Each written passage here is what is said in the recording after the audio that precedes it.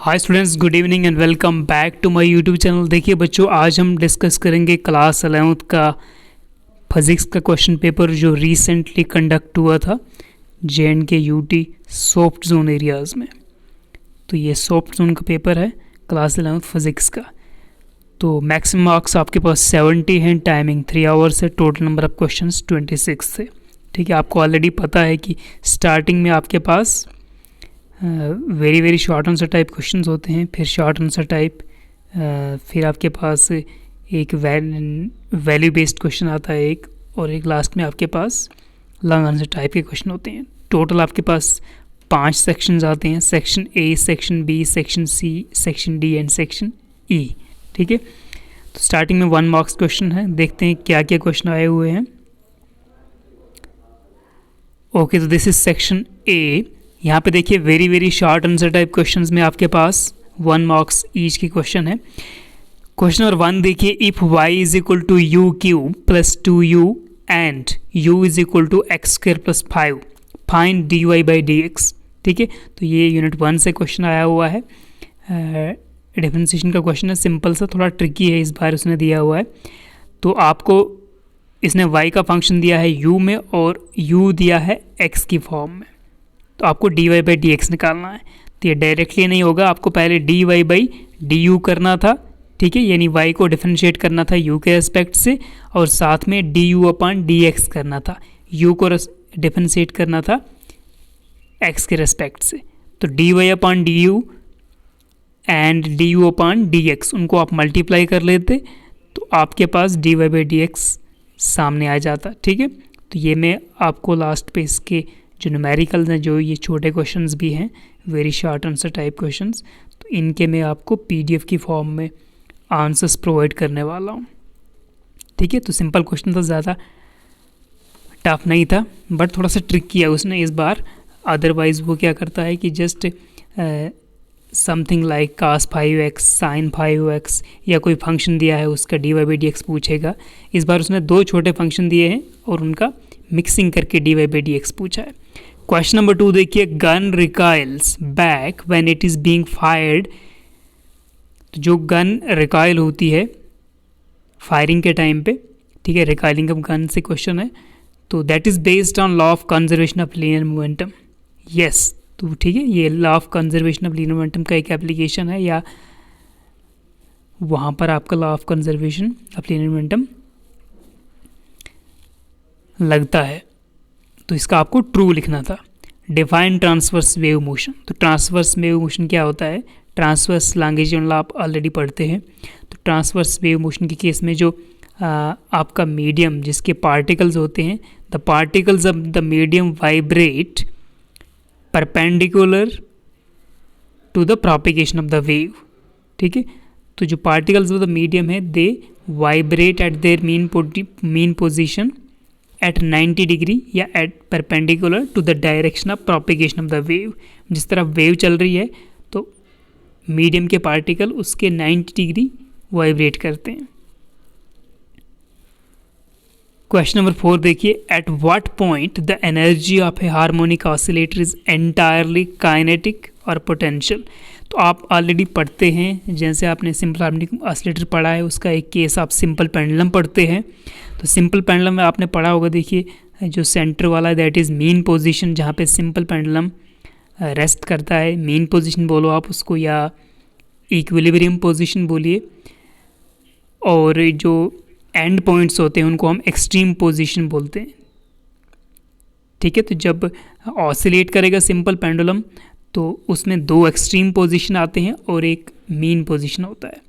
ठीक है, तो जो मीन पोजीशन है जहाँ से पेंडुलम पास कर रहा है सेंटर वाले पॉइंट से, तो वहाँ पर जो है आपका ओनली काइनेटिक एनर्जी होगा। काइनेटिक एनर्जी वहाँ पे मैक्सिमम होता है, पोटेंशियल एनर्जी वहाँ पे 0 होता है। और राइट और लेफ्ट के जो एक्सट्रीम पॉइंट्स हैं, अगर आप ग्राफ को देखेंगे पेंडुलम के, तो जो एक्सट्रीम पॉइंट्स हैं उनको हम टर्निंग पॉइंट्स भी कहते हैं। तो वहाँ पर पेंडुलम जाके रुकता है। ठीक है, Bob of the pendulum it stops, मतलब वहाँ पे सिर्फ पोटेंशियल एनर्जी है। तो दोनों एक्सट्रीम पोजीशंस पे ओनली पोटेंशियल एनर्जी और मीन पोजीशन पे ओनली काइनेटिक। ठीक है, या आप ऐसे बोल सकते हो at equilibrium position, equilibrium position या मीन पोजीशन पे जो एनर्जी होगी that will be fully kinetic, entirely kinetic, और एक्सट्रीम पोजीशंस या टर्निंग पॉइंट्स पे जो एनर्जी है that is entirely potential energy. ठीक है, तो आपको क्वेश्चन नंबर 4 का पहले का आंसर देना था एट इक्विलिब्रियम और मीन पोजीशन, और क्वेश्चन नंबर 4 के सेकंड पार्ट का आंसर देना था एट एक्सट्रीम पॉइंट्स और टर्निंग पॉइंट्स। ठीक है, आगे चलते हैं। क्वेश्चन नंबर 5 देखिए, can temperature of a gas B increased by keeping it's pressure and volume constant. क्या हम किसी गैस का टेम्परेचर इंक्रीज कर सकते हैं प्रोवाइडेड हमको उसका प्रेशर और वॉल्यूम कांस्टेंट रखना है। तो ये क्वेश्चन आप कैसे कर सकते थे, आपको जस्ट जो आपका आइडियल गैस इक्वेशन है उसको सोचना था। ठीक है, तो आइडियल गैस इक्वेशन को आप लिखोगे that is P V is equal to N R T. ठीक है, अगर एन सपोज 1 मोल है तो आप P V is equal to R T कर देते। यहाँ से क्या होगा, टेम्परेचर का वैल्यू निकालोगे तो T is equal to 1/r into P V. ठीक है, अब इस इक्वेशन को आप देखते हो, अगर यहाँ पे क्या केस है, यहाँ पे आपका जो टेम्परेचर है अगर आप इसको बढ़ाते हो तो R तो आपका आ गया कांस्टेंट, तो P या V में से भी कुछ ना कुछ आपको इंक्रीज करना पड़ेगा।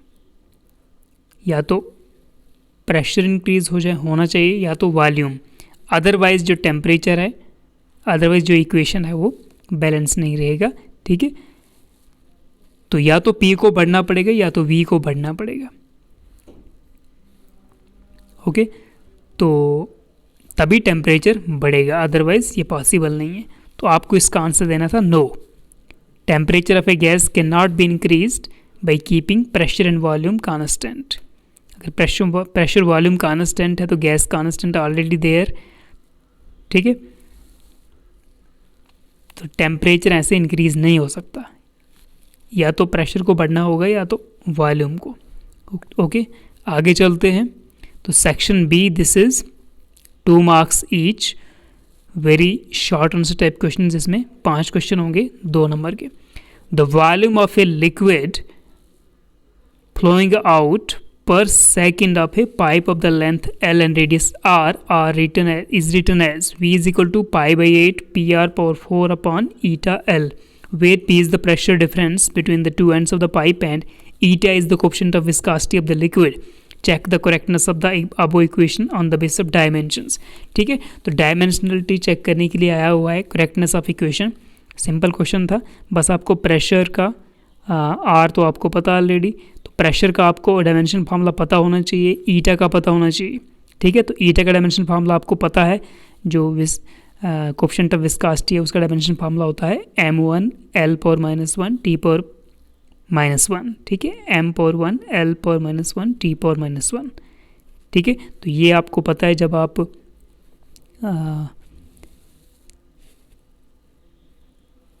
यूनिट नंबर 8 पढ़ते हो। ठीक है ना, बल्क प्रॉपर्टीज ऑफ मैटर, वहाँ पे ये क्वेश्चन आता है जहाँ पर विस्कस फोर्स वगैरह ये चीज़ पढ़ते हो आप, कोएफिशिएंट ऑफ विस्कोसिटी, और इसको यूजुअली याद करना पड़ता है क्योंकि ये कभी कभी 1 मार्क्स का भी आता है। ठीक है, तो यहाँ पर अगर आपको ईटा का डायमेंशन याद है, ठीक है, अदरवाइज इसको आप रफ में निकाल भी सकते थे। आप क्या करते, आप जो विस्कस फोर्स का फॉर्मूला होता है that is F is equal to minus eta A into dV/dx। ठीक है, जो क्वेश्चन है वहाँ पे कोएफिशिएंट ऑफ विस्कोसिटी वाला क्वेश्चन, वहाँ से आप थोड़ा याद करके कि फोर्स जो विस्कस फोर्स है वो किसके प्रोपोर्शनल होती है। ठीक है, तो F directly proportional to area of the layers and area of the layer, and F is directly proportional to the velocity gradient. ठीक है, तो वहाँ से आप ईटा का वैल्यू निकाल सकते थे और उसका डायमेंशन निकालते। या एक और फार्मूला होता है that is F is equal to 6 pi eta R V, F is equal to 6 pi eta R V. ठीक है, तो वहाँ से भी आप ईटा का वैल्यू निकालते। ठीक है, वहाँ से डायमेंशन निकालते और फिर यहाँ पर पुट कर देते। तो ये आपको पता है, आपको लेफ्ट साइड V का डायमेंशन पुट करना है, राइट साइड प्रेशर का, R का, ईटा का और L का। ठीक है।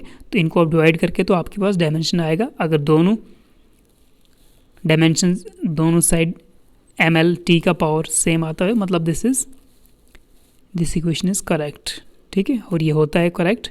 अगर ये आपको नहीं आता तो ये इसके साथ में बिल्कुल एक सिंपल क्वेश्चन इसने आर में दिया था।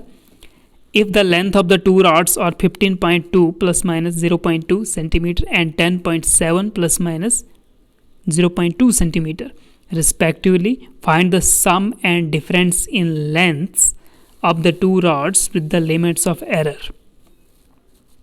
तो यहाँ पर आपको ऑलरेडी पता होगा कि सम हो गया, डिफरेंस हो गया, जो भी हो, तो जो एरर्स होती है ना, एरर्स के केस में जो एरर है, जैसे आप यहाँ पर देखो दो रॉड्स हैं तो एक का लेंथ है 15.2 प्लस माइनस 0.2, तो 15.2 आ गया L, ठीक है, लेंथ L1 एंड 0.2 उसमें क्या है, प्लस माइनस 0.2 उसमें एरर है। और दूसरे का वैल्यू है L2 10.7 प्लस माइनस 0.2, तो जो प्लस माइनस 0.2 है वो उसमें भी एरर है। तो जब आपको इन दोनों लेंथ का सम करना होता है ना, तो एरर्स के केस में क्या होता है, सम तो आप करोगे L1 और L2 का, मतलब 15.2 को आप ऐड करोगे 10.7 के साथ, ठीक है, वो तो हो गया सम। साथ में जो आपकी एरर है 0.2 इस केस में और दूसरे केस में 0.2, तो वो भी ऐड होती है, ठीक है। तो errors also get added.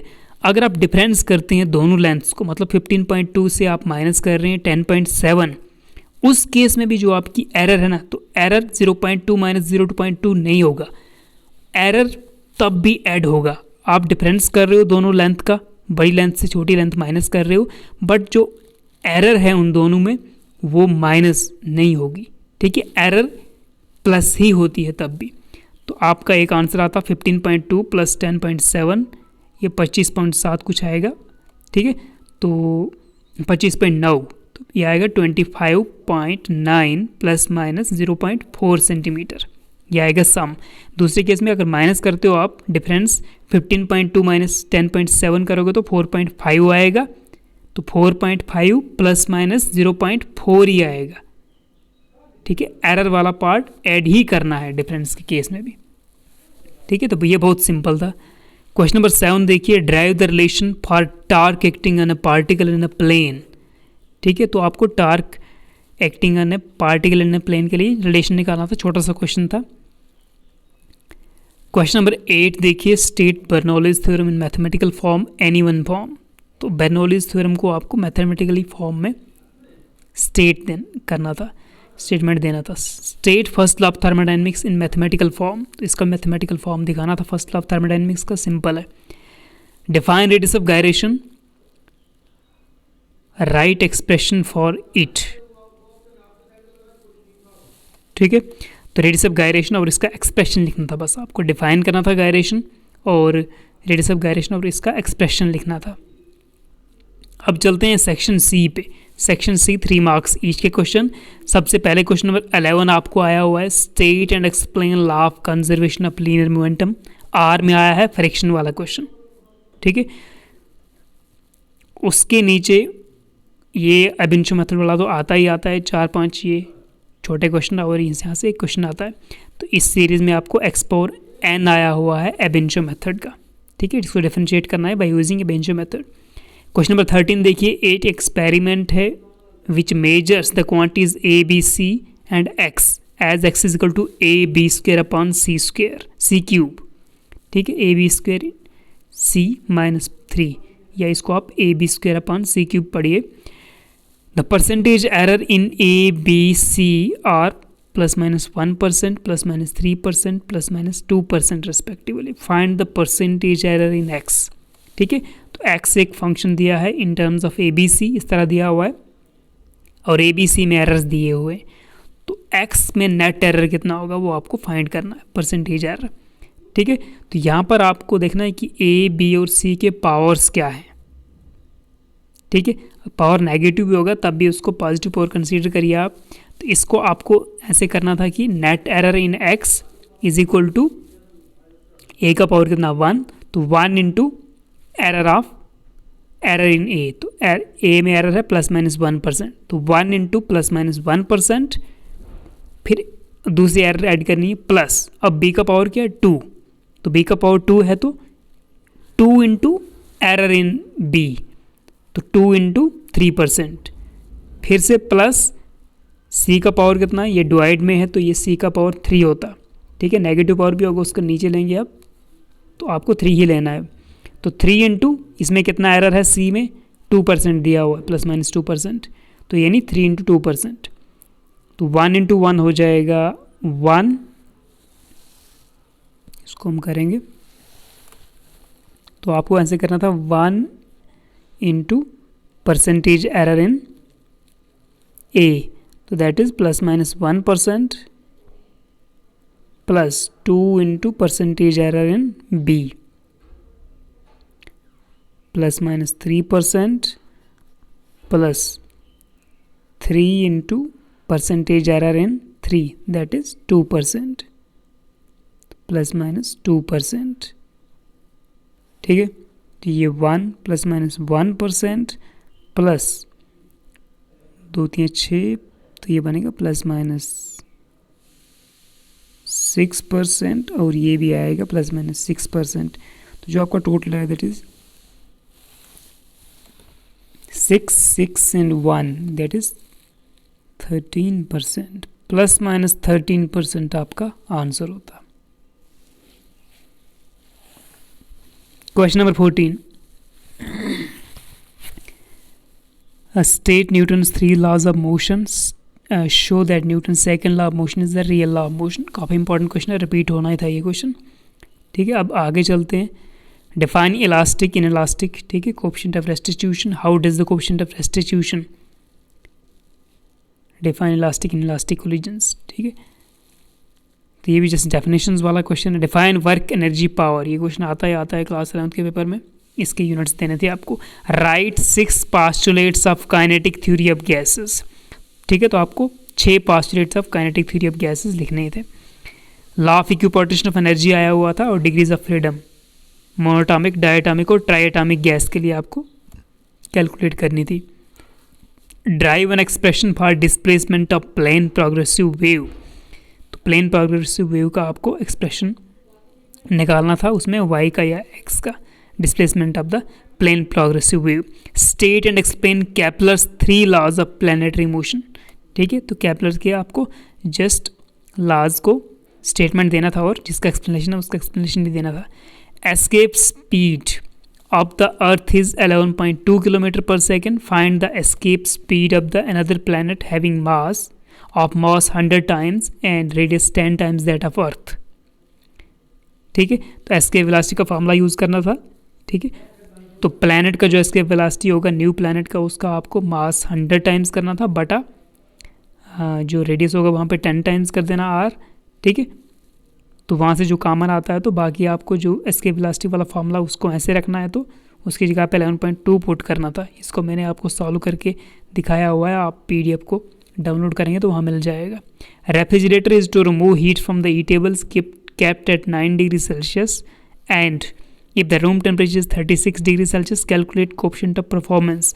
coefficient of performance को हम बीटा या ई से लिखते हैं, तो बीटा होता है, बीटा या ई भी बोल सकते हो आप, ये होता है T2 upon T1 minus T2, ठीक है, तो यहाँ पर जो आपका T1 है, T1 क्या है, रेफ्रिजरेटर वाला temperature that is 9 degree Celsius, ठीक है, T2 जिसको हम बोलेंगे, तो T2 बड़ा होना चाहिए, T1 का वैल्यू कम होना चाहिए, तो जो रेफ्रिजरेटर का temperature that is 9 degree Celsius, तो इसको आप क्या करना, पहले केल्विन में कन्वर्ट करना, यानी +273 इसमें ऐड करना पड़ेगा आपको, तो केल्विन में चेंज करेंगे, फिर आप इसको न्यूमेरिकल को सॉल्व करेंगे, तो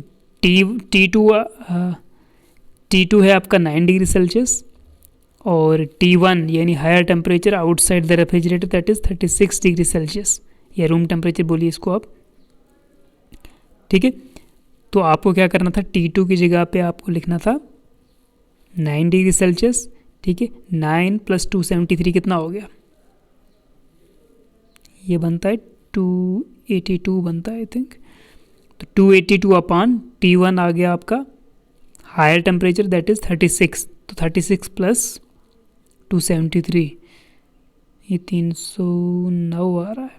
तो 309 माइनस फिर से T2 आपका 282, ठीक है। तो ये 282 बटा इसको आप माइनस करेंगे 7/2, ठीक है। तो ये आता है 10.44 कुछ ऐसे, ठीक है। तो ये आपको T2 upon T1 minus T2 करना था, simple formula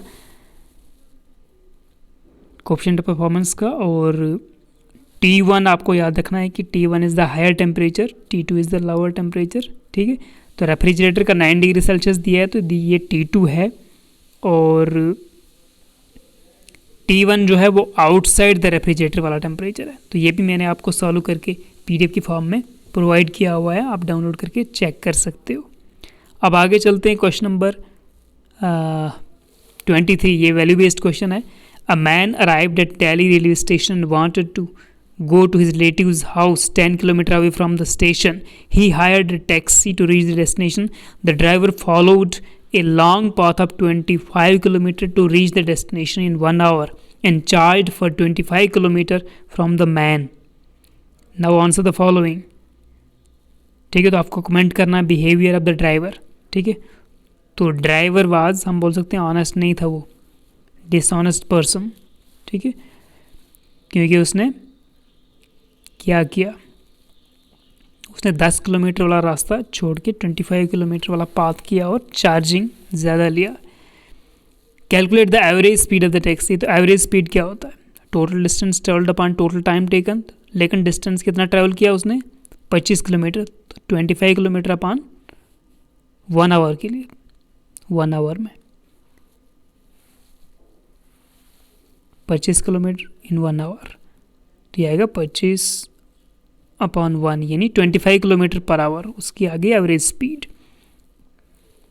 calculate the average velocity. तो वेलोसिटी क्या होता है, shortest distance displacement upon time, ठीक है। Average velocity average displacement upon time. तो डिस्प्लेसमेंट को देखा जाए तो डिस्प्लेसमेंट हमारे पास क्या है, वो 10 किलोमीटर था शॉर्टेस्ट डिस्टेंस, तो मतलब 10/1 that is 10 kilometre per hour, वो आ गया आपका एवरेज वेलोसिटी, ठीक है। अब नेक्स्ट चलते हैं, लॉन्ग आंसर में क्या आया हुआ है, बहुत इंपॉर्टेंट है ये क्वेश्चन, ये आता रहता है हमेशा, हर तीसरे साल ये रिपीट होता है। That is your equations of motion, ठीक है।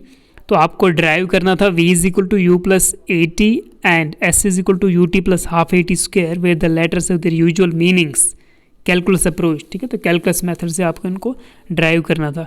5 मार्क्स का R में क्वेश्चन आया हुआ है, एक्सप्रेशन निकालना है, maximum height, time of flight and horizontal range of the projectile, find at an angle with the horizontal, ठीक है। तो ये क्वेश्चन सॉल्वेबल था बिल्कुल भी। कैपिलरिटी, ठीक है, कैपिलरी रिएक्शन पे क्वेश्चन आता ही है। Define capillarity, find an expression for the height of the liquid column और liquid due to its rise in the capillary tube, ठीक है। तो ये क्वेश्चन बहुत इंपॉर्टेंट है, रिपीट होता है हर साल। What are the various modes of transfer of heat, discuss them in detail, ठीक है। ये भी क्वेश्चन भी लास्ट ईयर पेपर से रिपीट हुए हैं सारे क्वेश्चन। और जो आपका लास्ट क्वेश्चन है, question number 26, derive an expression for the displacement, velocity and acceleration of a particle is getting SHM, simple harmonic motion, ठीक है। तो ये 5 मार्क्स का क्वेश्चन होता है और रिपीट होता है हर साल, नियरली एक ईयर को छोड़ के थर्ड ईयर में पक्का रिपीट होता है। R में आया हुआ डॉपलर इफेक्ट, एक्सप्रेशन निकालना था आपको, general apparent frequency of the sound in Doppler effect, hence find expression for the apparent frequency when source is at rest and observer is in motion. तो एक इसका केस भी आया हुआ है, सिंपल स्पेशल केस, और पहले आपको इसका जनरल अपरेंट फ्रीक्वेंसी के लिए एक्सप्रेशन निकालना था, डेफिनेशन देना था, और एक इसका केस भी डिस्कस करना था, ठीक है। तो दैट्स इट। तो ये थे आपके क्लास 11th का physics paper, that is series क्या था आपका, ये था एक्स सीरीज़, ठीक है। तो एक्स सीरीज़ में ये क्वेश्चन आए हुए थे। सिमिलर जैसे ही क्वेश्चन आपको वाई सीरीज़ में मिलेंगे, जहाँ पर आपका जो छोटे क्वेश्चन है 1 मार्क्स 2 मार्क्स के, थोड़ा सा फ़र्क होगा उनमें, बाकी सारे क्वेश्चन सेम होते हैं, ठीक है। तो साथ में क्या करने वाला हूँ मैं, ये जो न्यूमेरिकल्स का पार्ट है, चाहे वो 1 मार्क्स के, 2 मार्क्स के या 3 मार्क्स वाले न्यूमेरिकल्स हैं, उनको साथ में PDF के फॉर्म में देने वाला हूँ। तो आप डिस्क्रिप्शन से इस लिंक को डाउनलोड कर सकते हैं। So thanks for watching, have a good day.